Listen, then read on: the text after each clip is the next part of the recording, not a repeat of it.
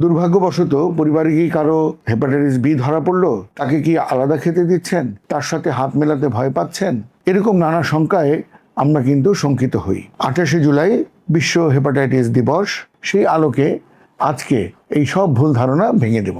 আমাদের মাঝে এরকম অনেক ভুল ধারণা আছে যে হেপাটাইটিস বি দ্বারা কেউ আক্রান্ত হলে, অর্থাৎ HBsAg পজিটিভ হলে তার সাথে একসাথে খাওয়া যাবে না, তার সাথে ছোঁয়াছুঁয়িতে রোগ ছড়িয়ে পড়বে, তার সাথে হাঁচি কাশিতে রোগ ছড়িয়ে পড়বে, এমনকি এক বাথরুমও ব্যবহার করে না অনেকে।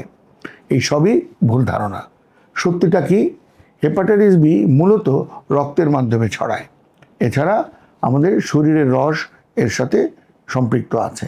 কেউ যদি রক্ত পরীক্ষা না করেই সেই রক্ত শরীরে প্রবেশ করান, অথবা সুচ, ছুরি, কাঁচি ইত্যাদির মাধ্যমে যদি সংক্রমিত কারোর সাথে রক্তের আদান প্রদান ঘটে, অথবা যদি সেলুন বা চুল কাটা, দাড়ি কামাইয়ের জায়গাতে যদি একই খুর বা একই যন্ত্র না পরিষ্কার করেই বিভিন্ন কাস্টমারদের ক্ষেত্রে ব্যবহার করা হয়, তাহলে এই সংক্রমণের সম্ভাবনা বেড়ে যায়। আবার গর্ভবতী নারী যদি হেপাটাইটিস বি পজিটিভ হন, তাহলে কিন্তু তার সন্তানের মধ্যেও সরাসরি এই রোগ সংক্রমণ হতে পারে। তাহলে কি আমরা হেপাটাইটিস বি আক্রান্ত হলে বিয়ে শাদী করতে পারবো না, সন্তান নিতে পারবো না?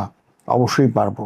ডাক্তারের পরামর্শ নিয়ে একজন হেপাটাইটিস বি আক্রান্ত ছেলে বা মেয়ে সুন্দর পারিবারিক জীবন যাপন করতে পারবে এবং সন্তানও নিতে পারবে। তবে সেখানে ডাক্তারের পরামর্শ থাকবে এবং সেই সন্তানকে উপযুক্ত চিকিৎসা দিলে প্রসবের পরপরই হেপাটাইটিস বি থেকে সে মুক্ত হয়ে যাবে। তাহলে আমরা যেন সঠিকভাবে সঠিক তথ্য জানি। এখন থেকে হেপাটাইটিস বি আক্রান্ত কাউকে আমরা অবহেলা করব না, আলাদা করে দেব না, কোনো পারিবারিক বা সামাজিকভাবে হেয় করব না।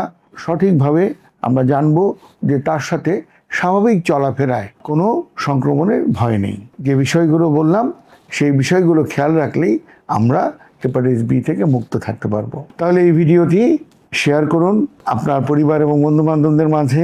সঠিক তথ্যটি সবাই জানুক এবং হেপাটাইটিস বি এর বিরুদ্ধে আমরা সারা বাংলাদেশেই সঠিক প্রতিরোধ গড়ে তুলি।